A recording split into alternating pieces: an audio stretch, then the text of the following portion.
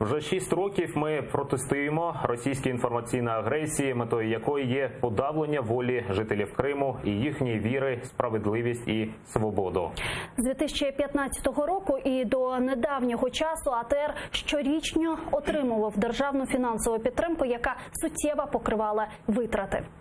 Наприкінці 2019 року з незалежних від нас причин часткове фінансування нашої діяльності з боку української держави фактично припинилося та перетворилося лише в декларативний характер, оскільки видалені телеканалу АТР державою кошти на 2020 рік ми не можемо отримати та використовувати через штучно створені бюрократичні перепони та суперечливе тлумачення нормативних актів окремими органами державної влади.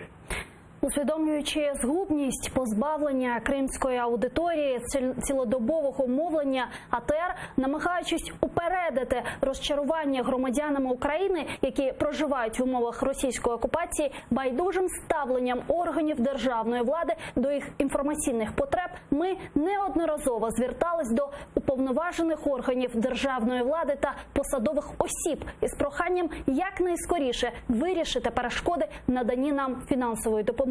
Проте, незважаючи на чисельні обіцянки, проблема із підтримкою АТР через часткове фінансування його діяльності досі не вирішена. В умовах, коли єдиний кримсько-татарський телеканал АТР опинився в критичному стані та продовжує мовлення виключно завдяки самовідданості своїх співробітників та підтримці вдячних глядачів, ми звертаємося до вас з наступним. Європейський парламент у резолюції щодо ситуації з дотриманням прав людини в Криму, зокрема прав кримських татар, схваленої 4 лютого 2016 року, засудив незаконне закриття засобів масової інформації, в тому числі телеканалу АТР, що має значне поширення в межах кримсько-татарської громади, та закликав Європейську комісію розширити необхідну фінансову допомогу, необхідну для забезпечення функціонування цього та інших засобів масової інформації у вигнанні в Україні. Телеканал АТР сьогодні як ніколи потребує такої фінансової допомоги з боку інституцій Європейського Союзу, оскільки знаходиться на межі закриття та втрачає надії на отримання найближчим часом допомоги з боку власної держави. Ми просимо вас на виконання положень вище згаданої резолюції Європарламенту забезпечити єдиному в світі кримсько-татарському телеканалу АТР надання необхідної для його функціонування фінансової допомоги на постійній основі.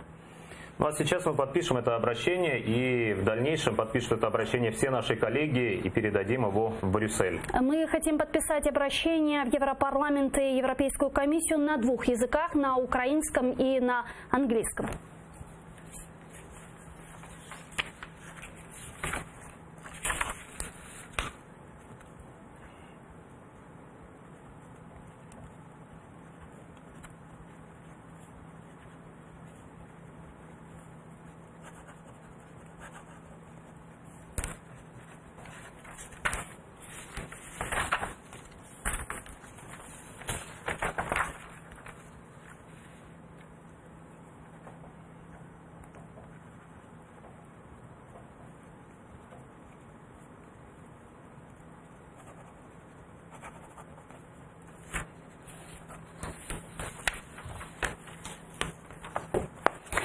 В скором времени, после подписания этих 2 обращений всеми сотрудниками телеканала АТР, коллективом телеканала АТР, эти документы в ближайшие сроки поедут в Брюссель.